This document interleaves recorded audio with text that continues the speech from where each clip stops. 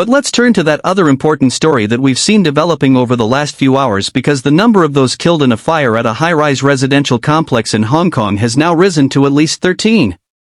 Flames have taken hold across all 8 blocks of the development in the northern Tai Po district. Some residents are believed to be still trapped inside their homes.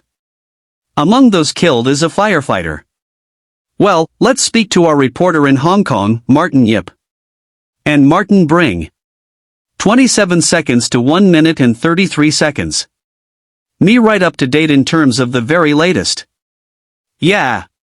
So, in terms of the fire itself, you might be able to see from my back that is still burning. There are at least 2 hoses being raised by the firefighters trying to spray water into the building itself. But it's obviously not enough to battle all these places, because we are talking about 8 buildings 32 stories each. That is in trouble. This fire was started from a scaffolding, bamboo scaffoldings. 1 minute and 1 second to 2 minutes and 12 seconds. Outside of buildings, because this housing estate is already 40 years old. Is still going, is just going through some renovation right at this moment. Some repair on the wall outside, and the fire spread rapidly within roughly 30 minutes to all most of the buildings, and then it spread from the scaffoldings into many housing flats. As you can see, some of them are actually burning from inside at this very moment.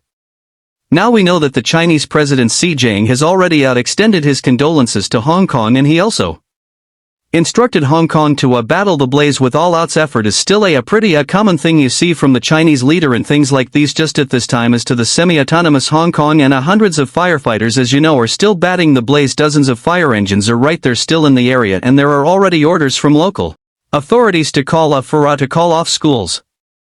So no schools for the surrounding area tomorrow, and there are also some measures to be implemented to help traffic flow tomorrow, because it's obviously a major blockage around this at this very moment.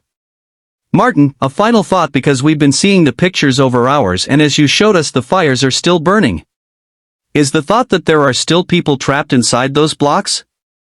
Authorities have said that they is with no doubt that people are still trapped outside, and even the fire service department have appealed to people who would have been trapped inside to try to contact them by calling 2 minutes and 48 seconds to 3 minutes and 32 seconds.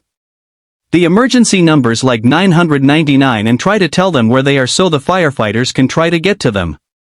We still don't have an official figures from authorities of about how many are missing, but there are local media reports talking about at least a couple hundreds at this moment.